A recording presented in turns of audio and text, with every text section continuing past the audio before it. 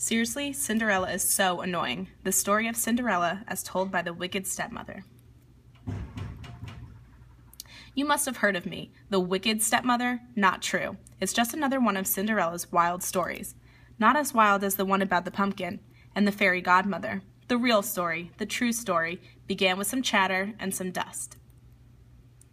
All I ever wanted was a husband and a mansion. Before I married Cindy's father, my two darlings and I had met Cindy only a few times.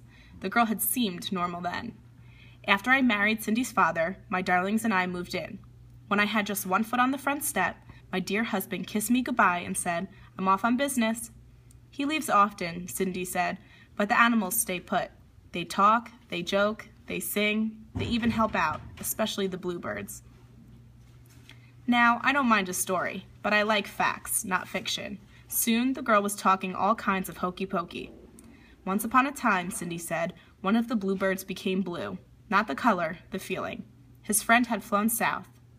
My darlings and I were stuck near the front door. I just wanted to put away my bags, and that's when I saw it. Dust."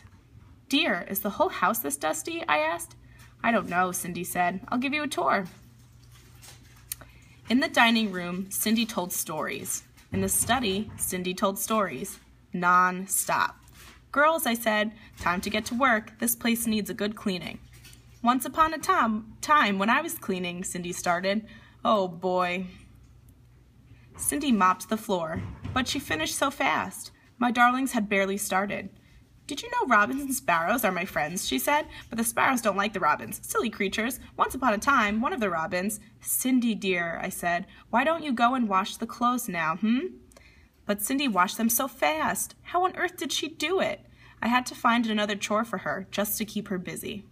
"If there's one thing squirrels love, it's washing clothes," Cindy said. "The rats, though, would rather iron. You know, one day Squirrels and rats doing laundry? Quit telling such foolish stories," I said.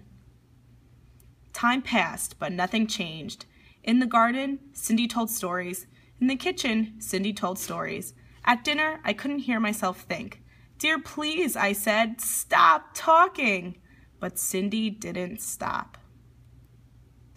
One day, a letter arrived. It was an invitation to the king's ball. The prince would surely fall in love with one of my darlings. Then they would marry, live in a beautiful castle, and one day be king and queen of all the land. "Oh, stepmother, I have to go too," said Cindy. "Once upon a time, a girl and a prince." And then, just like that, Cindy lost her voice. Imagine! It had to be from all that storytelling. Well, what could I do? I told Cindy she had to stay home for her health. She cried, of course, but a ball was no place for a sick girl. She needed rest. Sometimes it's so hard being a stepmother.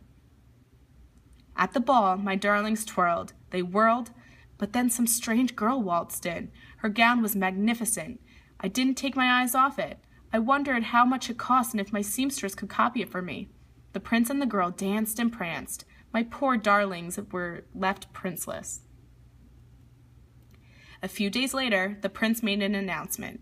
A glass slipper had been left at the castle. The prince would marry the girl whose foot fitted. Our big chance. After visiting every other mansion in the neighborhood, the prince's valet arrived at our door. "Me, me," said one of my darlings. "No, me, me," said the other. "One at a time," said the valet. Each girl tried, but the shoe didn't fit. Then Cindy pushed out a whisper. "Please let me try." The shoe fit. Cindy pulled the match out of her pocket. "What?" my darlings cried. Cindy pushed out another whisper. She said something about a pumpkin coach and mice that turned into horses.